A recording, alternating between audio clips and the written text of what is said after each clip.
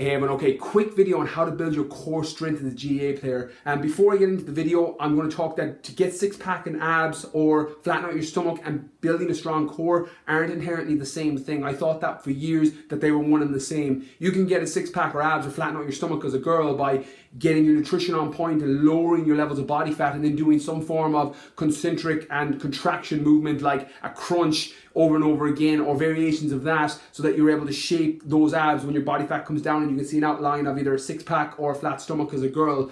Building core strength is going to be a different process in terms of the power that you get as an athlete, as a GAA player, as a sports person, comes from your core. You can do both, but it's very important to know that they're not the same thing.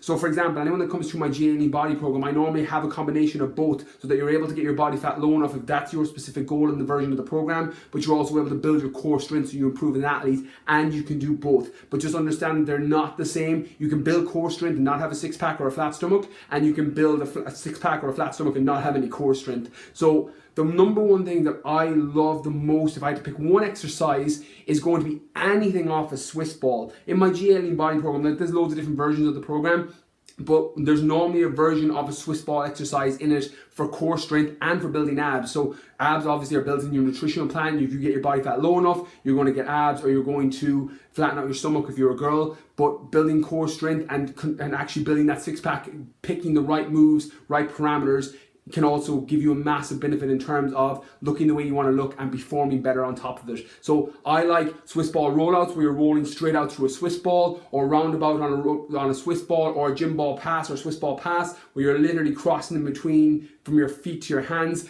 Anyone that follows my Snapchat, you'll see that I regularly put up those movements because they're my personal favorite for core building. That being said, the best way probably to build core is going to be your compound lifts, particularly your squat or a variation of your squat. When you have a bar on your back or on your front, if you're doing a front squat, regardless of the version of the program you're doing, you're going to have so much core kicking in to keep your body stable. So to build actual core strength, which includes your rectus abdominal, your abs, your obliques, your serratus, your lower back, that whole region is your core. Your whole trunk is your core.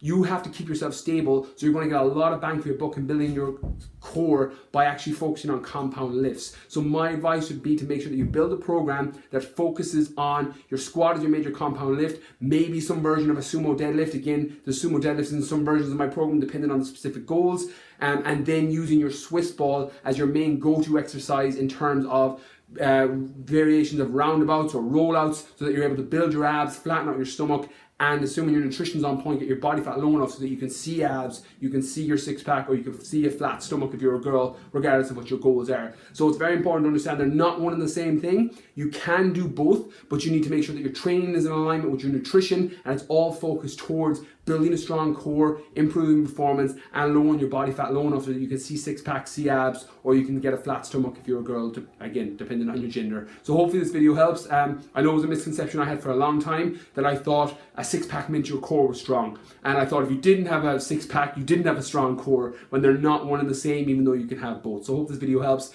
Please like and share the page. If you're watching this on Facebook, please tag anyone below that will find this video useful. And if you're watching on YouTube, please like and subscribe. Thanks for watching. Catch you soon.